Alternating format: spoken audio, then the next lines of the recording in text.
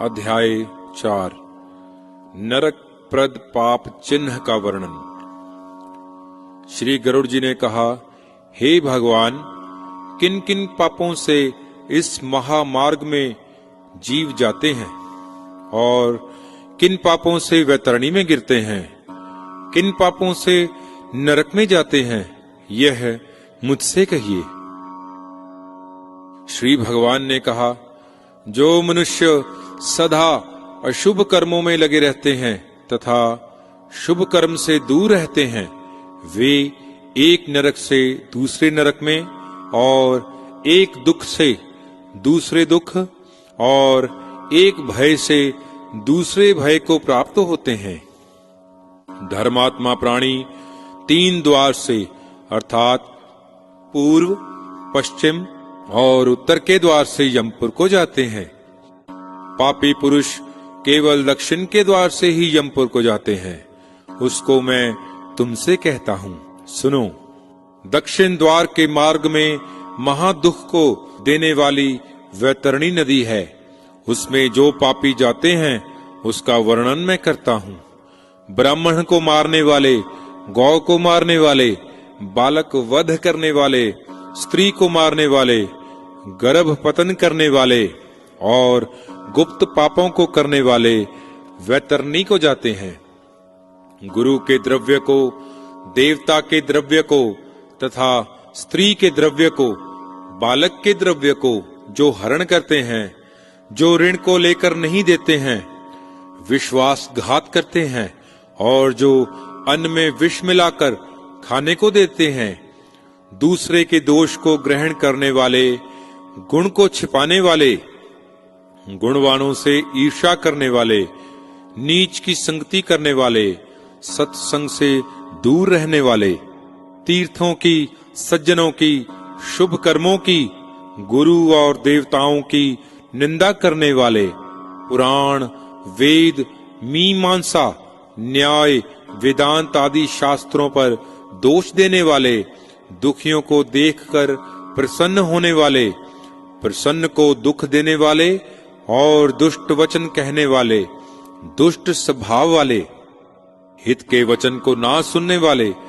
शास्त्र के वचन पर विश्वास ना करने वाले, शास्त्र पुराण को ना सुनने वाले, योग्य पुरुष को देखकर घमंड करने वाले, जो लोग मूर्ख होते हुए भी अपने को पंडित समझते हैं, वे सब और धर्महीन पापी दिन रात्रि रोते हुए यम मार्ग में जाते हैं। यमदूतों द्वारा ताड़ित हुए जो प्राणी वैतरणी को जाते हैं और जो पातकी जीव उस नदी में गिरते हैं, उनका वर्णन मैं तुमसे कहता हूँ। जो लोग माता पिता, गुरु, आचार्य और पूज्य जनों का अपमान करते हैं, वे पापी वैतरणी में डुबोए जाते हैं। जो लोग पतिव्रता, शीलवती, कुलीन, विनय युक्त स्त्री का द्वेष से परित्याग करते हैं, वे वैतरणी में गिरते हैं। जो लोग सज्जनों में हजारों गुणों के रहते भी दोष का रूप किया करते हैं और उनका अपमान करते हैं, वे लोग वैतरणी में गिरते हैं।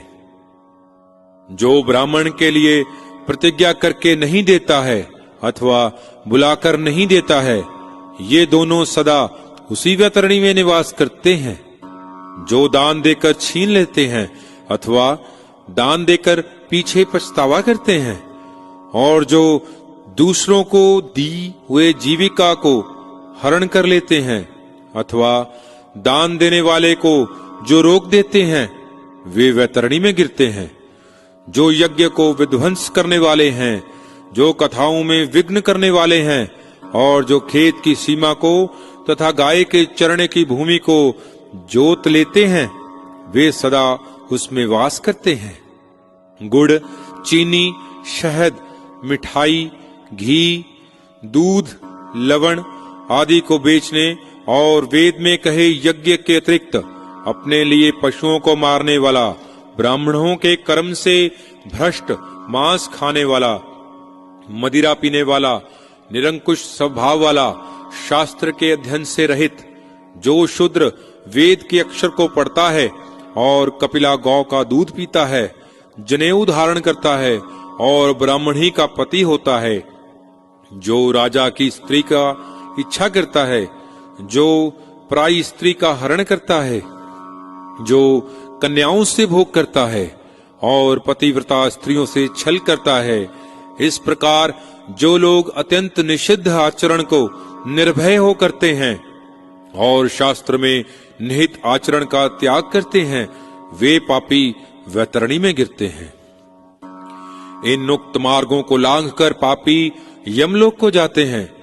फिर यम की आज्ञा को पाकर वे यमदूत उनको वैतरणी में डालते हैं। हे गरुड़, सब नरकों में मुख्य जो 21 नरक हैं, उनमें सबसे अधिक पीड़ा देने वाली वैतरणी में पापियों को यमदूत यम की आज्ञा से डालते हैं। जिसने काली गौ नहीं दान की है और उधर्व दैहिक क्रिया जिन्होंने नहीं की है, वे प्राणी उन नरकों में कठिन दुख को भोगकर उस वैतरणी के किनारे उत्पन्न वृक्षों पर जाते हैं। झूठी गवाही देने वाले, झूठे धर्म का आचरण करने वाले, छल से धन इकट्ठा करने वाले और चोर की वृत्ति से जीविका करने वाले, ऊंचे वृक्षों को काटने वाले, वन बगीचा या फुलवाड़ी को नष्ट करने वाले, व्रत तीर्थों के त्यागी, विधवा के शील को नष्ट करने वाले तथा जो स्त्रियां अपने पति में दोष देकर दूसरे पुरुष का ध्यान मन से करती हैं, ऐसे सब पापी सेमल के वृक्ष में अनेक प्रकार की यातना भोगते हैं। उस वृक्ष पर लटके हुए पापी ताड़ना किए जाने पर जब गिरते हैं, दूत उनको नरक में डालते हैं। उन नरकों में जो गिराए जाते हैं, उनके पापों को मैं तुमसे कहता हूं।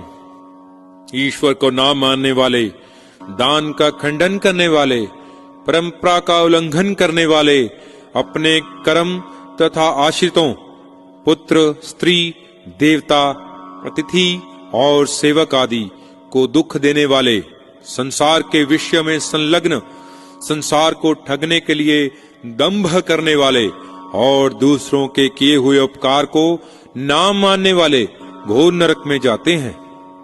कुआं, बावली, तालाब, देवालय और प्रजाओं के घर का नाश करने वाले इन नरकों को भोगते हैं।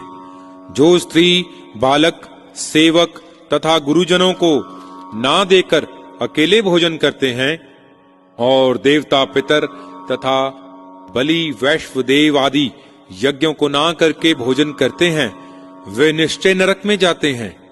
जो कांटों से, पूल से, काष्ठों से, पत्थरों से या कंटीले लोहे के तार आदि से जो मार्ग को रोकते हैं, वह निश्चय ही नरक में जाते हैं।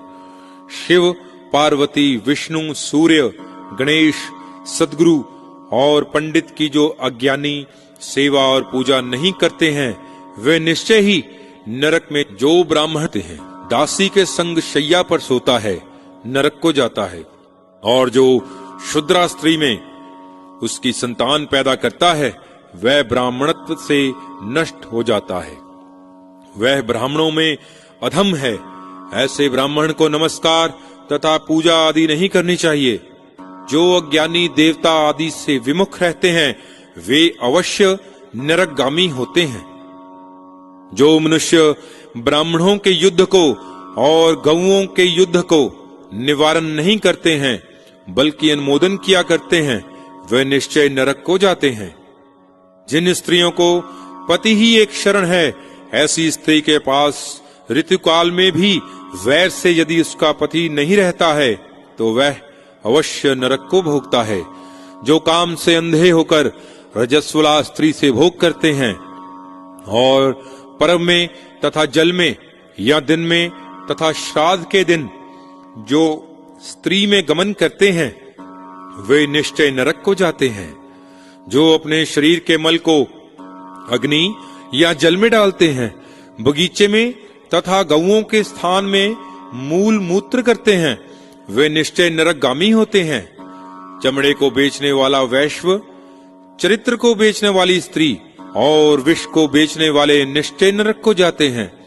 जो दीन अनाथ पर दया नहीं करते हैं और जो सज्जनों से बुराई मानते हैं, जो बिना अपराध के किसी को दंड देते हैं, वे निश्चय नरक को जाते हैं। आशा से युक्त घर में आए हुए याचक ब्राह्मण को रसोई तैयार होने पर भी जो भोजन नहीं देते हैं, वे निश्चय नरक को जाते हैं। सब जीवों में अविश्वास करने वाले और दया ना करने वाले, सकल प्राणियों के संग कुटिलता करने वाले निश्चय नरक को जाने वाले ही होते हैं। जो संध्यावदन, कृच्छ, चांद्रायण आदि नियम हैं, उनको प्रतिज्ञा पूर्वक अंगीकार करके पीछे इंद्रियों के वश में होकर छोड़ देते हैं, वे निश्चय ही नरक को जाते हैं। अध्यात्म विद्या देने वाले को जो गुरु नहीं मानते हैं, पुराण बांचने वालों को भी जो गुरु के भाव से नहीं मानते हैं, वे निश्चय नरक को जाते हैं। जो मित्रों से द्रोह करते हैं, जो प्रीति भंग करते हैं, जो आशाओं पर तुषारापात करते हैं, वे निश्चय नरक को जाने वाले ही होते हैं। विवाह को, देव यात्रा को और तीर्थ यात्रियों को जो नष्ट करते हैं, वे निश्चय घोर नरक में बसते हैं। वहां से वे फिर पुनः नहीं लौटते। गृह में, ग्राम में तथा वन में आग लगाने वाले को यमदूत पकड़कर अग्नि कुंड में पकाते हैं। जब अग्नि में शरीर जलने से वह पापी प्राणी छाया मांगता है, तब उसको यमदूत पकड़कर 80 पत्र वन में ले जाते हैं।